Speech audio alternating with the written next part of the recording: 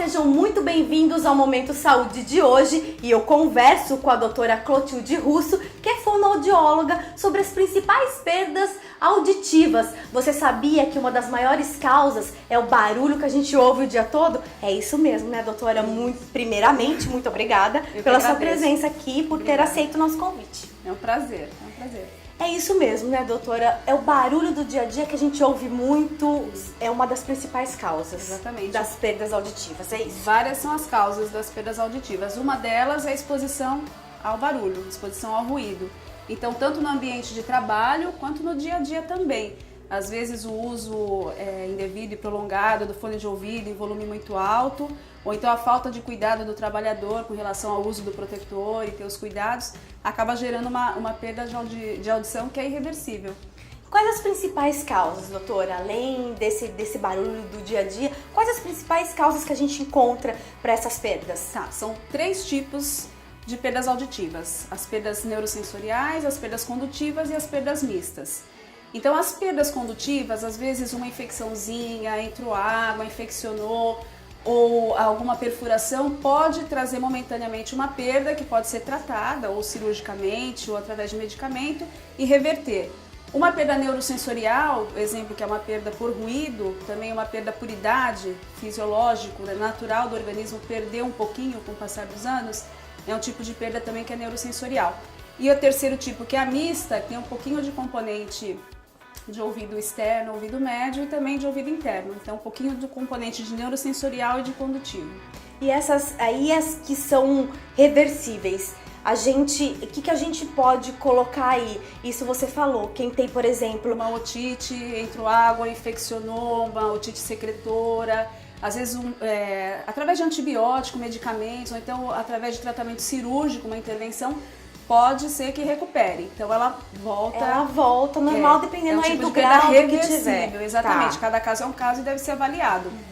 Agora, no caso da exposição por ruído ou a presbiacusia, que é a perda por idade, aí são tipos de perdas que são irreversíveis. Então, uma vez instalado, não tem como recuperar. Então, depois só usando aparelho auditivo e aí esse tipo de intervenção. Então, é melhor a gente prevenir do que esperar. No caso de perda do trabalho, né? Perda por ruído. Agora, no caso de presbiacusia, é natural do organismo. A partir de 35, 40, 45 anos, todo mundo está sujeito. E a perda do envelhecimento, então, doutora, é gradual, é isso mesmo? A partir de que idade a gente começa a ter essa perda? Dependendo do organismo, assim, a partir dos 35, 40, 45 anos, já começa a aparecer um pouquinho e aos poucos vai perdendo. Então a pessoa muitas vezes não percebe, não se dá conta e só vai perceber quando ela já está bem adiantada. Tem alguma coisa que acelera esse processo aí dessa perda gradual? É muita exposição a mais barulho, talvez? Sim, não sei. Se a pessoa já tem a idade, está se avançando a idade, ela não tem o cuidado, por exemplo, de usar o protetor ou de evitar a exposição a barulho, pode sim acelerar esse processo aí de agravamento de perda. E qualquer pessoa usa esse protetor, o protetor auricular, que é aquele que a gente está acostumado a ver. Você vai ver aí na imagem como que ele é. Tem o pluguinho e tem o pluguinho, exatamente. E aí, qualquer pessoa pode usar, por exemplo, no dia a dia. Eu viajo para chegar até meu trabalho tem muito barulho, não sei. São hipóteses. A gente pode usar, é tranquilo, não tem problema nenhum, é até bom. Sim, sempre que possível. Às vezes a gente orienta muito a pessoa no trabalho usar o protetor, porque ali foi medido o ambiente, chegou num valor de ruído, então ele tem a necessidade, exatamente porque passou do limite de tolerância. Então ele tem que usar a forma correta de colocar, de higienizar e de fazer o uso, usando o protetor. Agora, se a pessoa, vamos supor, ele vai num show de música ou tem o hábito de frequentar muito local barulhento, show, então ele tem que se posicionar longe de caixa de som, se possível usar sim o protetor para isso. Às vezes a pessoa mora e dorme, o horário de descanso é em lugar barulhento, porque o vizinho está com som alto, porque tem uma máquina, tem um compressor, alguma coisa perto que traz esse barulho. Então a gente orienta assim, recomenda todo o cuidado e evitar barulho é importante. A gente recomenda assim. E ainda tem pessoas que trabalham à noite, né? E seu horário de dormir é de dia. E às vezes é muito barulho. Aí é complicado, né? Então, também. ambiente silencioso, e se não tiver como conseguir, através de protetor para evitar essa exposição. Agora, a gente falou um pouquinho disso, de envelhecimento, causa essa perda gradual de audição. O contrário agora, a criança que já nasce com uma perda auditiva. Sim. Tem o teste da orelhinha, a gente estava falando em off aqui antes de começar a gravação do programa, tem o teste da orelhinha que já é lei. Isso. Doutora, fala um pouquinho pra mim desse teste da orelhinha, o quanto ele é importante também. Desde 2010, então ele é obrigatório por lei nas maternidades.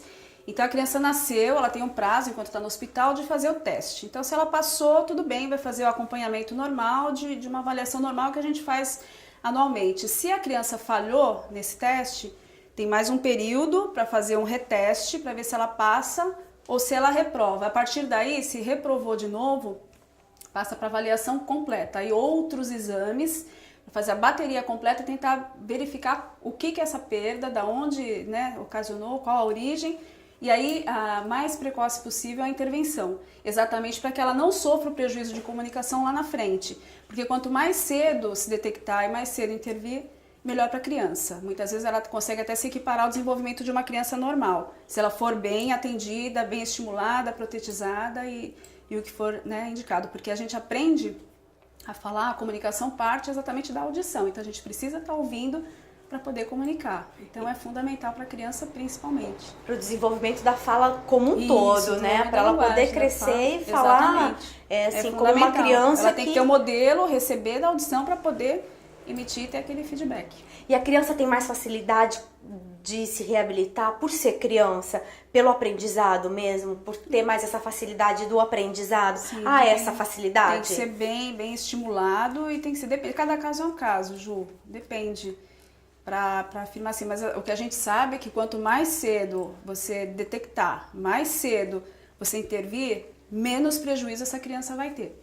E como que é feito esse teste da orelhinha no recém-nascido, doutora? Como que é um aparelhinho? Como que funciona? É um aparelhinho super compacto, chama emissões otoacústicas. E a criança, no ambiente hospitalar mesmo, mas um ambiente bem tranquilo, bem silencioso, é uma sondinha pequena que a gente introduz no conduto da criança e faz a medição ali, que é bem rapidinho, é um exame que não é invasivo, ele é objetivo, ele é super rápido e já sai na hora se a criança passou ou se reprovou. E a partir daí, então... As mães podem ficar tranquilas, não dói, vai chorar, mas se chorar é um chorinho normal. Não vai sentir nada, não é vai super sentir nada. tranquilo. E isso é muito bom. Doutora, e para quem tem rinite e sinusite, são doenças aí que todo mundo quase tem, né? São doenças que, principalmente numa cidade assim como Cubatão, poluição muita e gente tudo agressivo mais. Realmente que acaba trazendo Exatamente. E tem gente que às vezes está em crise de rinite e sinusite, eu tenho rinite, então tô falando um pouquinho em causa própria aqui. Às vezes você ouve um barulho no ouvido, você vai assoar o nariz e você ouve um barulho no ouvido, às vezes esse barulho persiste, incomoda. Isso prejudica de alguma forma a nossa audição para daqui um tempo? Não imediatamente, mas assim, isso pode ir causando ao longo do tempo? Isso deve ser tratado. Então, assim, se você já tem episódios de rinite, sinusite, se você já tem, você deve ter um tratamento. Então, você deve ter um acompanhamento, ou no alergologista, ou mesmo no otorrino, para ter esse cuidado. Então, você já sabe que vai ter crises, então você tem que estar medicado e tem que ter os cuidados. Com relação a evitar poeira, né, ambiente mais pesado, com relação aos agentes que causam a rinite e a sinusite, os alérgicos, né? Porque essa sensaçãozinha de zumbido, Ju, às vezes que está acontecendo, porque o zumbido ele não é uma doença, é o que eu te falei, ele é um sintoma, então ele é um sinal de que tem alguma coisa no organismo que não está funcionando corretamente, então tem que ser investigado.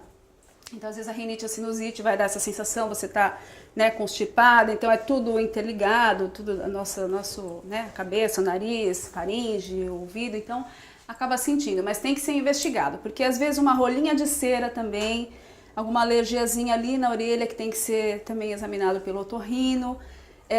Às vezes uma perda de audição, mesmo pela idade que a gente falou um pouquinho, ou a perda por ruído, pode dar um zumbido também, tem que ser investigado, saber se essa é a origem. Aí já quer dizer que já tá avançada essa perda? Exatamente, porque a perda ela quando ela não tá ligada a um sintoma, por exemplo, de rinite, uma gripe, uma sinusite, e você tem esse zumbido do nada, Então, pode ser que você já tenha alguma perdinha. alguma Ou perda. então você se expôs, vamos supor, até que a perda se instale, mas você temporariamente pode ter uma mudança no limiar. Então, assim, por exemplo, você foi num show, aquele ambiente bem barulhento, não se protegeu, depois que você sai, até o organismo se recuperar, pode ter aquele zumbidinho, aquele barulhinho lá dentro. Aí você cessou a exposição, parou, o organismo recupera. Ok, tá tudo bem. Recuperou. Agora, se você fizer disso uma constante, vai acabar virando a perdinha e aí o zumbido vai estar o tempo todo. O tempo todo. E quando, por exemplo, a gente, quem veio da capital, por exemplo, vem pro mar aqui, né, pras praias, você sente aquela pressão. Exatamente. Tem alguma dica para evitar essa pressão? O que a gente pode e não pode fazer para tentar amenizar? Porque incomoda, Sim. né? A gente sabe que é uma tentativa do organismo de ajudar a gente ali. Exatamente. Ele Mas vai equalizar as pressões. Então, a pressão externa com a pressão interna. Então, ele naturalmente ele vai fazer. Às vezes demora um pouquinho mais, às vezes um pouquinho menos. A gente orienta a ingerir um golinho de água, às vezes mascar um chiclete, alguma coisa assim, mas não forçar nada. Deixa que o organismo, naturalmente, ele vai se ajustando. E o que não pode fazer, que você estava falando para mim antes? Ficar forçando muito, né? Fazer aquela manobra. Tem gente que força. Isso de tanto fazer pode trazer prejuízo. Então, a gente orienta a não fazer. Bebe um golinho de água que já, naturalmente, ele já recupera. Doutor, e tem dicas aí pra gente evitar essa barulheira toda do dia a dia pro pessoal que tá assistindo a gente? Eu sei que é difícil, né? Nosso dia a dia é corrido, barulhento. A gente fala muito, a gente conversa muito, né? No trabalho, tem o trânsito, tem buzina, tem tudo. Tem dicas? O que a gente pode fazer para tentar evitar e preservar um pouquinho mais a nossa audição? Exatamente. Tudo que a gente puder fazer, Ju, de evitar ambiente barulhento é o que a gente recomenda. Porque além de naturalmente a gente perder um pouquinho lá na frente com a idade, se a gente não cuidar, acaba, né, a consequência sendo pior, né? A alteraçãozinha maior. Então a gente orienta evitar barulho, fone de ouvido, procure evitar, ou se tiver que usar realmente um volume baixinho, não o tempo todo. Se for trabalhar também no ambiente de trabalho, a forma correta de colocar, de higienizar o protetor. Se a pessoa trabalhou e depois tem um outro trabalho à noite, num ambiente barulhento também, procura sempre usar o protetor, ter esses cuidados. O único jeito de não ter a perda por ruído, a perda pelo barulho, é não se expor. E aí cabe a nós, né, ter esse cuidado de evitar a exposição, se preservar o máximo possível, porque depois, naturalmente, com a idade, a gente vai perder. E a doutora falou agora do fone de ouvido, muito bem lembrado, Sim. né? Porque fone de ouvido, quem não fica com fone de ouvido no bolso? Exatamente. Né? Ou na bolsa. É o tempo e que todo. deu um tempinho, vou ouvir uma musiquinha, poxa, tô esperando aqui no médico para ser atendido, vou ouvir uma musiquinha. E muitas vezes é um volume bem exagerado. Exatamente. E a gente não tem como medir, né? Porque talvez você já não tenha... O que é alto pra mim pode não ser alto pra você. Exatamente. E como que a gente equilibra isso daí? Dá pra ouvir um fone de ouvido? Dá pra continuar ouvindo a musiquinha no fone? Moderadamente, um volume baixinho, de vez em quando, ótimo. A música é agradável, faz bem pra gente. Agora, se virar uma constante, volume alto e o tempo todo ele já tá no ambiente de trabalho barulhento e fora do trabalho também no barulho, não tem organismo que aguente, né? As célulazinhas que estão lá dentro do nosso ouvido interno, elas são bem sensíveis. Então, de tanto machucar, elas vão morrendo. E cada uma que morre, não nasce outra no lugar. Por isso que a perda é irreversível muitas vezes, exatamente por isso. Depois que ela deixa ela sofreu o prejuízo, ela não tem como recuperar. Doutor, e tratamentos disponíveis, né? Já que a gente falou tanto de prevenção também, de algumas dicas aí, que tratamentos a gente tem disponível para poder ajudar amenizar aí, né? um pouquinho. Amenizar aí um pouquinho. seria o aparelho auditivo, que aí ele vai amplificar um pouquinho o som, cada caso é um caso, cada tipo de perda é um tipo de aparelho, uma indicação bem ajustadinha, depois a adaptação, que é todo um processo. Então, desde o diagnóstico, avaliação do otorrino, ver qual o tipo indicado. Às vezes é um idosinho que tem dificuldade, né, de tatear, então um aparelhinho maior. Às vezes uma perda que não é tão acentuada pode ser um aparelhinho menor. Então, cada caso é avaliado e aí é indicado o melhor tipo de adaptação, exatamente para ele ter uma qualidade de vida e ter essa socialização, porque o aparelho ele traz de volta, porque muitas vezes a pessoa se isola. No caso do idosinho, né? Muitas vezes não quer falar porque ele não está escutando, então ele já se sente, né? Não participa. Então o aparelho ele vai trazer esse benefício para ele, um dos benefícios, né? Com certeza. Além de trabalhar a cognição, quer dizer, o que ele deixa de ouvir, ele está perdendo a função. Então, ele tem que estar ouvindo de novo, que é para poder restabelecer essa cognição.